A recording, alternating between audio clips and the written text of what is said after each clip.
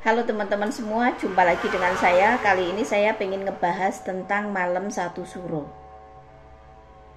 Gimana teman-teman malam satu suronya tadi malam? Aman? Aman? Lancar? Lancar ya? Oke, buat teman-teman yang sudah ikut berpartisipasi di malam satu suro tadi malam, yang nonton video saya, mudah-mudahan selalu sehat, panjang umur, berkah rezeki, dan selalu dalam lindungannya. Amin. Untuk tradisi di wilayah saya, malam satu suro itu untuk para muslim biasanya ada yasinan dan tahlil di masjid-masjid atau di musola-musola. Tetapi setelah mereka itu udah ada tahlil, ada yasin, dan mereka sudah selesai membubarkan diri, kemudian mereka itu bikin acara sendiri teman-teman. Acaranya yaitu selamatan di pertigaan atau perempatan jalan. Di situ ada selamatan, makan-makan, ditaruh di daun teman-teman. Itu biasanya selamatannya di perempatan atau pertigaan. Meskipun perempatan atau pertigaannya itu berdekatan, tapi mereka bikin kelompok sendiri-sendiri teman-teman. Entah itu 10 orang, 5 orang, 7 orang gitu. Tetap meskipun berdekatan tidak gabung. Jadi sendiri-sendiri gitu. Ini kelompok ini di pertigaan ini, kelompok ini di perempatan ini gitu loh. Kalau menurut saya untuk sisi positifnya dari malam satu suro itu ada kebersamaan. Jadi warga satu dengan warga lainnya itu bisa makan bareng di malam-malam gitu kan. Terus ada silaturahmi yang mungkin sebelum ada satu suro itu ada jarak antara mereka, tapi di malam satu suro itu jadi ketemu, jadi ngobrol, jadi lebih dekat, jadi lebih akrab gitu ya teman-teman ya. Itu dari sisi positif secara umumnya menurut saya. Dan untuk mistisnya di tempat saya itu kan banyak candi, terus kemudian ada makam, petilasan.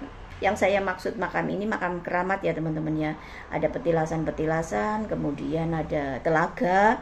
Itu yang saya lihat rame teman-teman, rame dikunjungi para pengunjung yang memang memanfaatkan momen satu suro. Biasanya kalau untuk air suci atau air sumur yang memang dikeramatkan itu diincar oleh para lajang, entah itu duda atau janda atau perawan atau jejaka yang memang belum pernah menikah atau sudah menikah tapi berpisah dan kepingin dapat jodoh yang terbaik. Itu ada tradisi di mana malam satu suro dimanfaatkan untuk mandi air kembang di situ teman-teman. Jadi ada ritual-ritual di situ.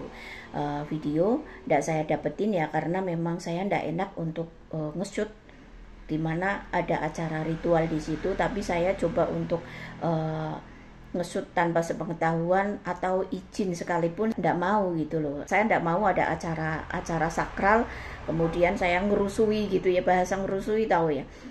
Jadi saya cuma ngeliat aja, oh, ternyata momen satu suro itu banyak dimanfaatkan oleh orang-orang yang memang masih memegang tradisi leluhur.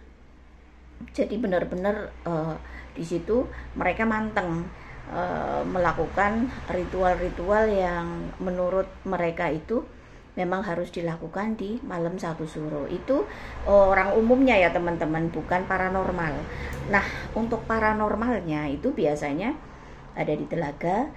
Beliau-beliau ini membersihkan diri dan membersihkan benda-benda pusaka yang memang beliau-beliau itu miliki gitu, dibersihkan, kemudian dibersihkan satu persatu begitu teman-teman. Jadi momen satu suro ini benar-benar buat orang itu untuk manteng gitu loh, untuk manteng ke tradisi leluhur. Buat teman-teman yang masih memegang tradisi leluhur, jujur aja saya salut ya, karena saya sendiri tidak pernah lepas dari tradisi itu gitu. Dan ternyata di malam satu suro itu masih banyak banget orang-orang yang memang masih memegang tradisi leluhur gitu. Buat teman-teman yang tadi malam sudah melalui malam satu suro, sekali lagi saya doakan mudah-mudahan selalu sehat, panjang umur, berkah rezeki, dan selalu dalam lindungan Allah Subhanahu wa Ta'ala, Tuhan yang Maha Esa.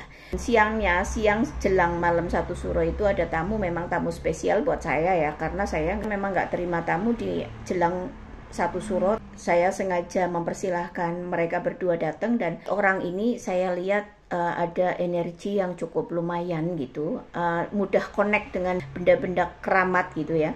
Terus tadi malam saya kasih 3 benda, dan yang pertama itu dia merasakan panas yang teramat sangat gitu.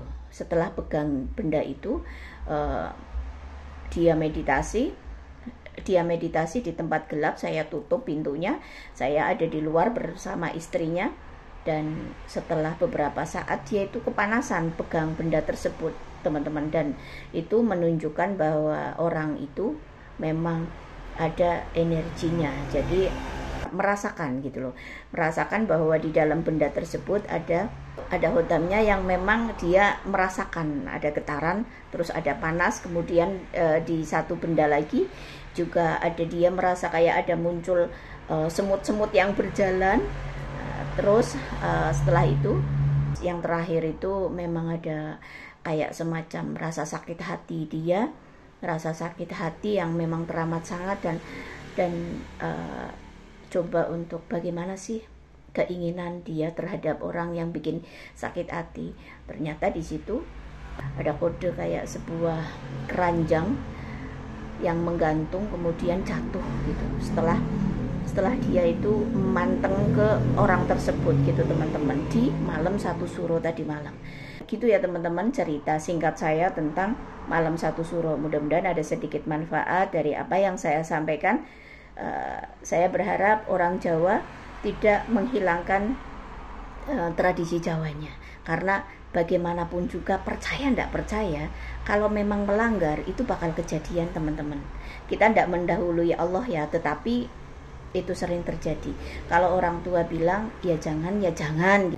Orang tua bilang jangan, lantas ditentang. Jangan seperti itu ya teman-teman. Demikian info dari saya, mudah-mudahan bermanfaat. Salam sehat.